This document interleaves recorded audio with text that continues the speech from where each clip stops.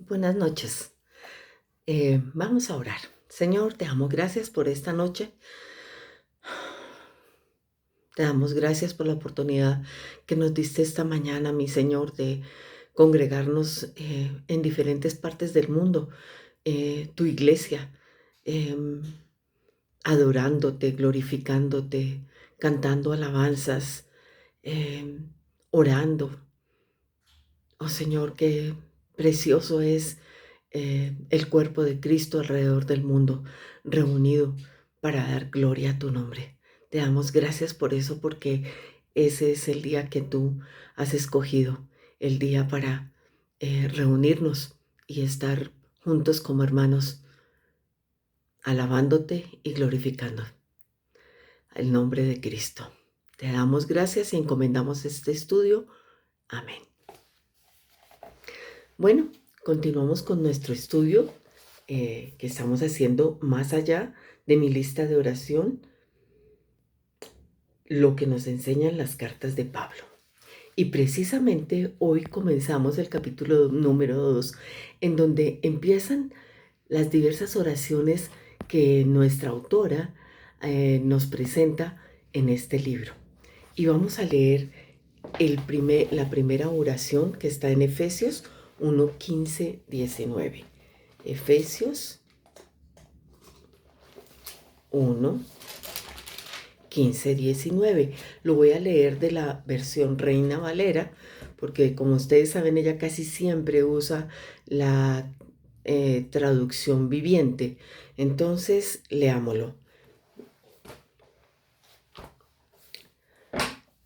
Por esta causa, también yo, habiendo oído de vuestra fe en el Señor Jesús y de vuestro amor para con todos los santos, no ceso de dar gracias por vosotros, haciendo memoria de vosotros en mis oraciones, para que el Dios de nuestro Señor Jesucristo, el Padre de gloria, os dé espíritu de sabiduría y de revelación en el conocimiento de Él, alumbrando los ojos de vuestro entendimiento, para que sepáis cuál es la esperanza a que Él os ha llamado, y cuáles las riquezas de la gloria de su herencia en los santos, y cuál la supereminente grandeza de su poder para con nosotros los que creemos, según la operación de su fuerza.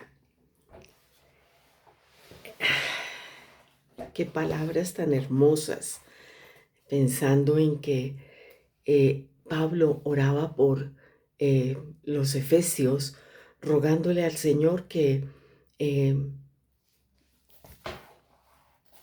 primero dando gracias por ellos, luego pedía que tengan espíritu de sabiduría y de revelación en el conocimiento de Dios, que le alumbre los ojos del entendimiento y que se den cuenta cuáles son las riquezas de la gloria de la herencia en Cristo para los santos. Bueno, nuestra autora comienza comentando algo sobre cómo se han olvidado el hacer cartas. Era algo que era usual aún durante mi juventud.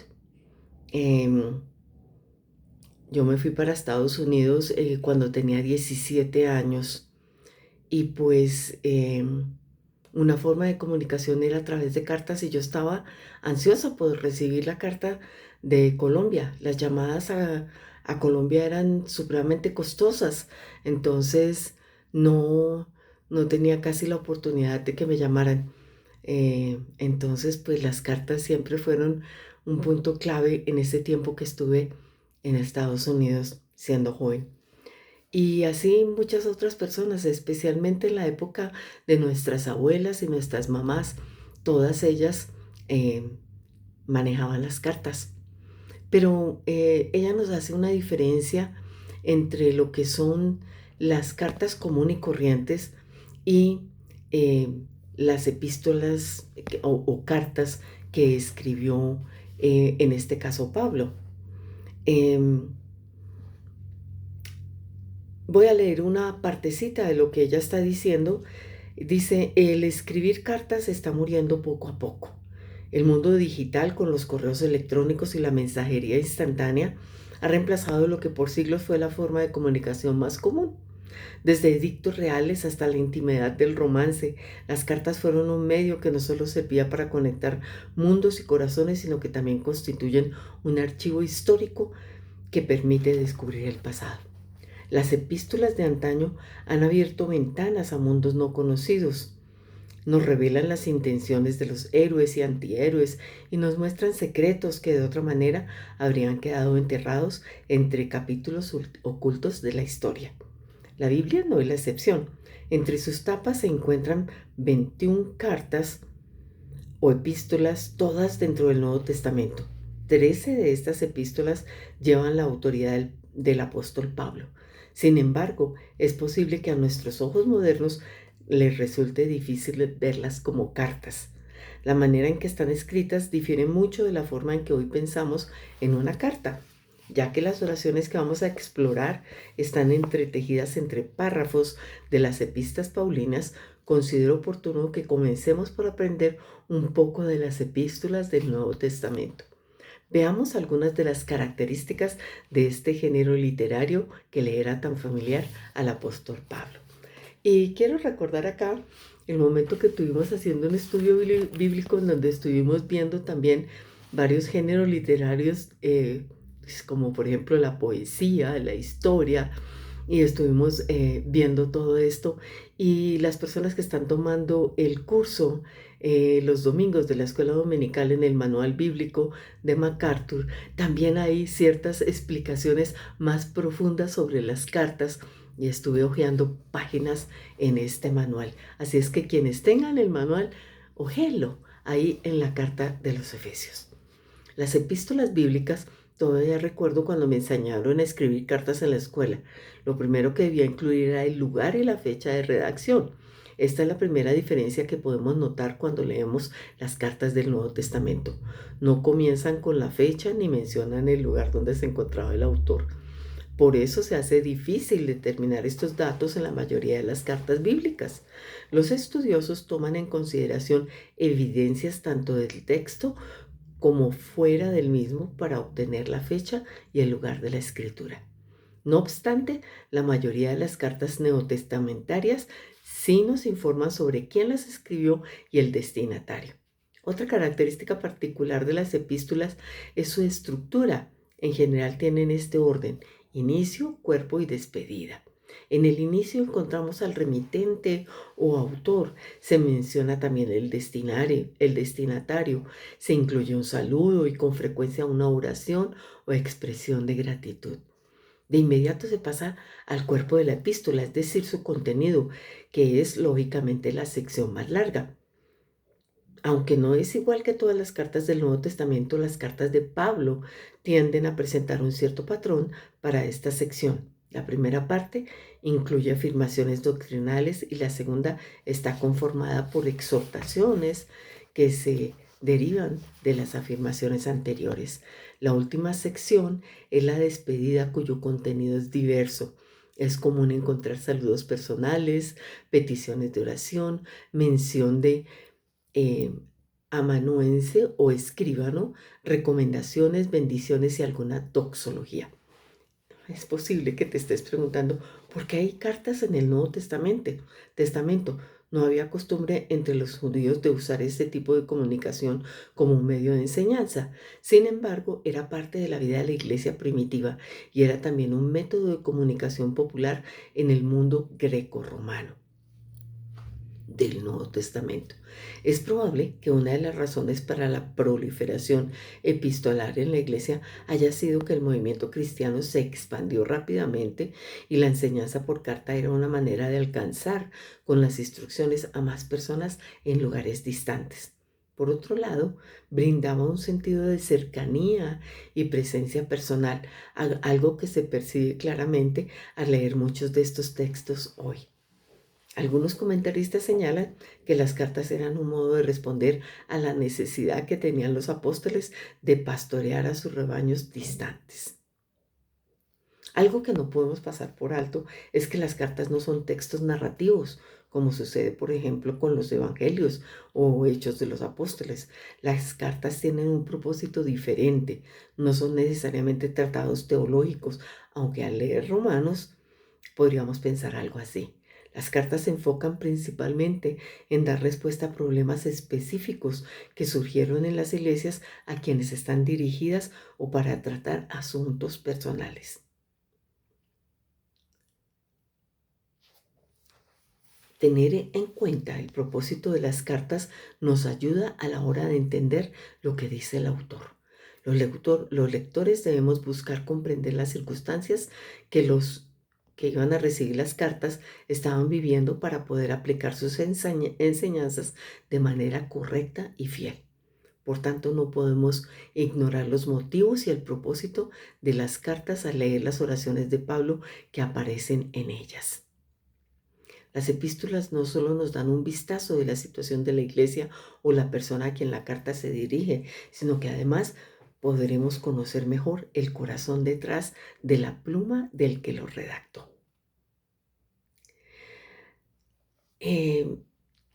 Voy a leer directamente de nuestro otro texto que mencioné, del manual bíblico de MacArthur, acerca de la carta de los Efesios.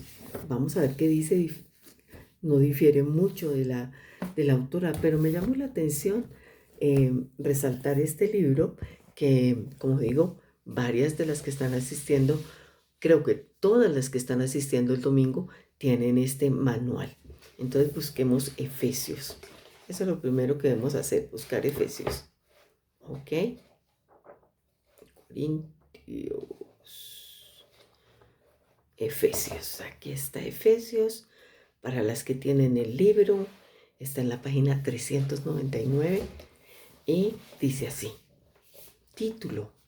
La carta está dirigida a la iglesia de la ciudad de Éfeso, capital de la provincia romana de Asia, Asia Menor, Turquía moderna.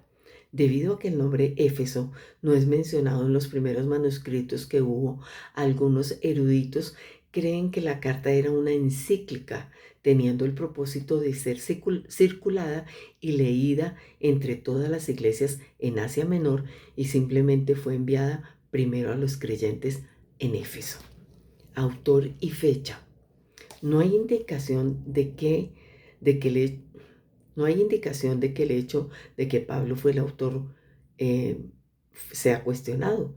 Él es indicado como el autor en la salutación de apertura, en el versículo 1, 1 y 3:1.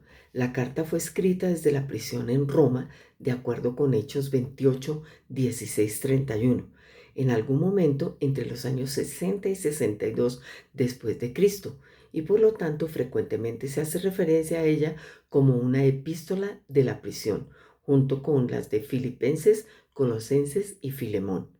Pudo haber sido compuesta casi contemporáneamente con Colosenses e inicialmente enviada con esa epístola y Filemón por medio de Tíquico, de acuerdo con Efesios 6, 21 y 22 y Colosenses 4, 7 y 8. ¿Cuál era el contexto histórico? Es probable que el Evangelio fuera traído primero a Éfeso por Priscila y Aquila, una pareja excepcional dotada, de acuerdo con Hechos 18:26. Esta pareja, Pablo, después, cuando ellos se convirtieron, él vino y observó que habían ciertas cosas que no tenían claras y él enseña a Priscila y Aquila, quienes fueron dejados ahí por Pablo en su segundo viaje misionero. Está localizada en la boca del río Caister, en el lado este del mar Egeo. La ciudad de Éfeso fue quizás mejor conocida por su magnífico templo de Artemisa o Diana, una de las 7 maravillas del mundo antiguo. También fue un importante centro político, educativo y comercial, clasificado con Alejandría en Egipto y Antioquía de Pisidia en la parte sur de Asia Menor. La fuerte iglesia comenzada por Priscila y Aquila, fue más tarde firmemente establecida por Pablo en su tercer viaje misionero, de acuerdo con Hechos 19, y pastoreada durante unos 3 años.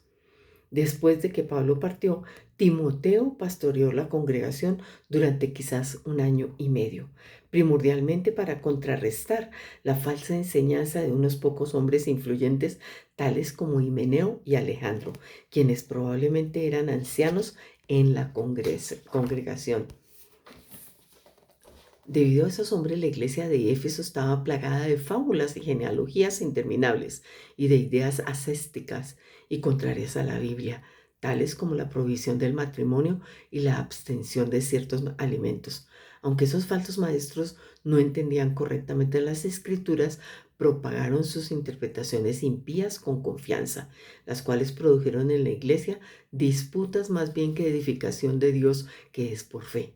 30 años o algo así más tarde, Cristo le dio al apóstol Juan una carta para esta iglesia indicando que su pueblo había dejado su primer amor.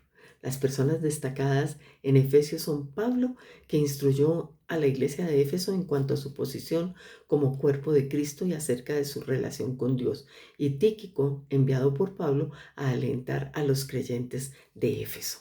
Bueno, quiero parar ahí en esta lectura porque quiero continuar con qué dice nuestra autora.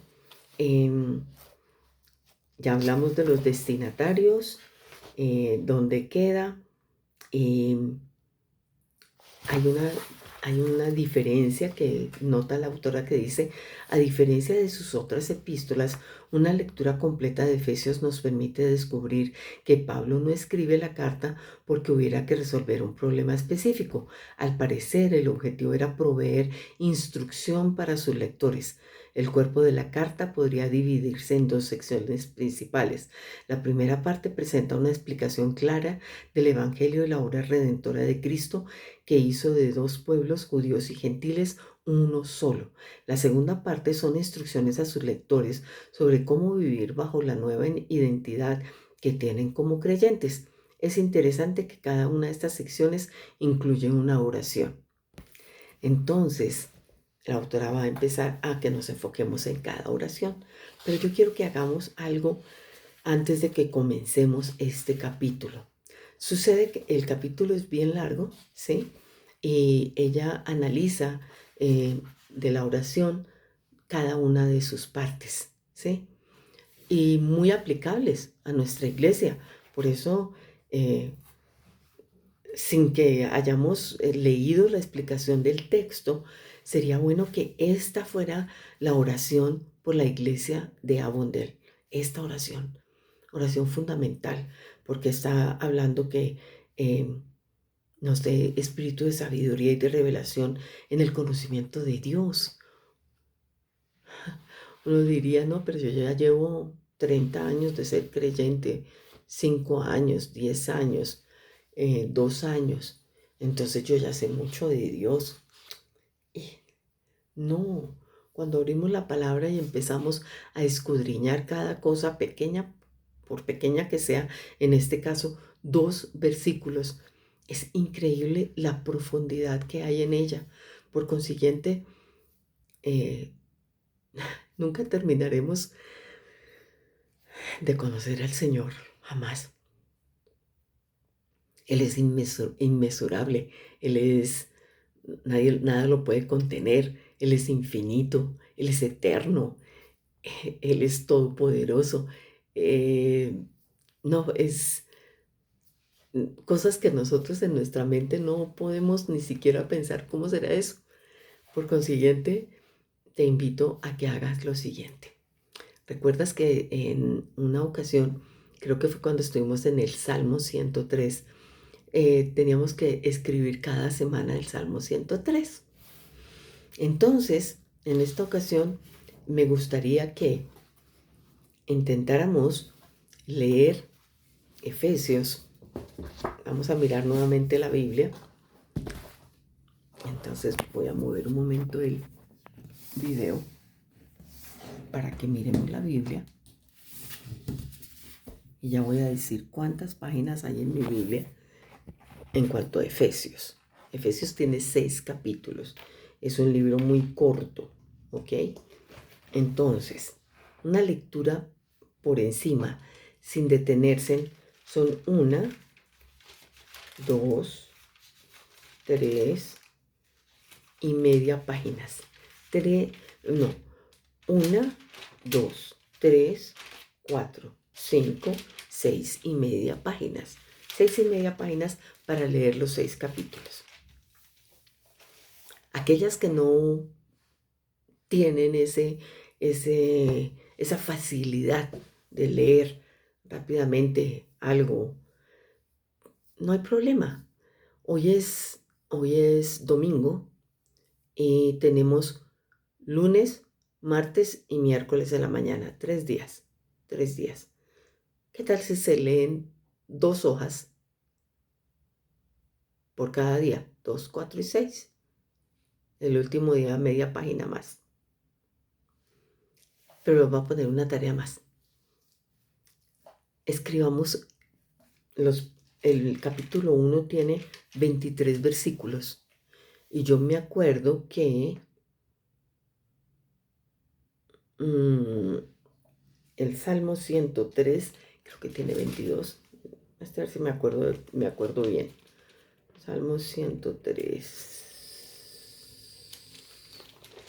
El Salmo 103 tiene 22 versículos. Sí me acordaba. Entonces, fíjense, 22 versículos, 23 acá. Y teníamos 22 en el Salmo 103. Entonces, escribamos el primer capítulo y pensemos, porque sucede que la autora nos está dando para que leamos 15, 16, 17, 18 y 19. Pero cuando pasemos la lectura más adelante, nos vamos a dar cuenta que esta parte de acá es consecuencia de los primeros versículos, o sea, del 3 al 14, ¿sí? Es consecuencia, es continuación, porque ¿cómo comienza el primer versículo? Dice, por esta causa también yo, por esta causa también yo. ¿Por cuál causa? La anterior que acabamos, que nos saltamos y que no leímos. Entonces leámosla y meditemos en ella, ¿sí? Como les digo, no necesitan mucho tiempo para leerse en esto. Si no se lo leyeron, no hay problema. La próxima semana tenemos la misma tarea y la siguiente semana la misma tarea y la siguiente semana la misma tarea. Entonces, porque son 4 secciones de la oración en las que divide la autora. Y pues, como verán, es un capítulo larguito, ¿sí? Comienza en la página 31, 41 sería 10, 47 son 16 páginas. Y ella cita, Pablo ora por un mejor conocimiento de Dios, una parte. Pablo ora por corazones que puedan ver todo lo que tienen en Cristo, 2 partes de la oración. Pablo ora para que los cristianos no olviden su identidad y cuánto valen para Dios, 3. Y la última parte, Pablo ora para que vean el poder de Dios que obra a su favor. Y luego nos pone una tarea que debemos utilizar nosotras para nuestro crecimiento. Entonces, son 4 semanas que vamos a estar deleitándonos en cada parte de la oración. Por tanto, necesitamos leer y concentrarnos en esta oración que es con la primera que comienza.